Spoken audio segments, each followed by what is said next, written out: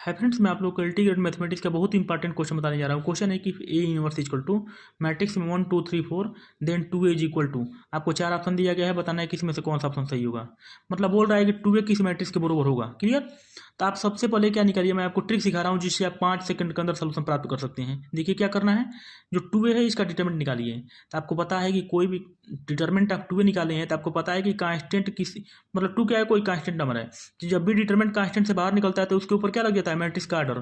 तो मैट्रिक्स का आर्डर कितना है, 2। आर्डर क्या होता है, मतलब मैट्रिक्स का जो जितने रो होते हैं उतने कॉलम होते हैं, उसी को बोलते हैं 2x2 का मैट्रिक्स है तो इसका बोलते हैं आर्डर 2 है।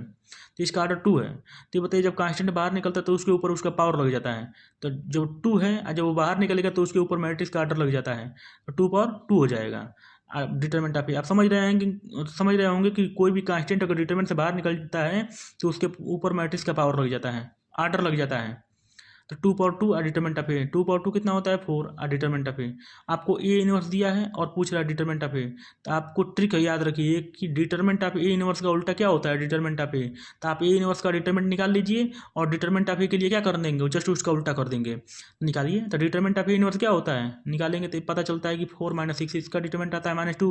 मतलब यहाँ से पता चला कि डिटरमिनेंट ऑफ ए इनवर्स कितना आ रहा है, -2। तो डिटरमिनेंट ऑफ कितना हो जाएगा, जस्ट उसका उल्टा। तो -2 का उल्टा क्या होता है, 1/-2।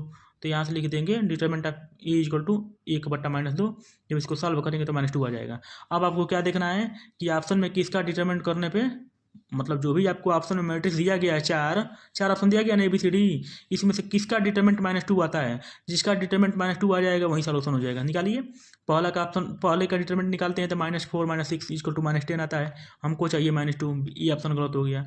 बी ऑप्शन निकालते हैं तो भी -10, मतलब बी ऑप्शन निकाल, देखिए इसका भी -10 आता है, ये भी गलत हो गया क्योंकि हमको चाहिए -2।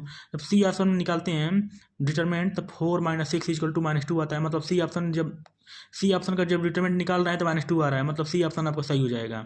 डी ऑप्शन भी निकाल के चेक कर लीजिए, निकालने की तो कोई आवश्यकता नहीं है जब सी ऑप्शन सही हो गया तो, लेकिन एक बार चेक कर लीजिए।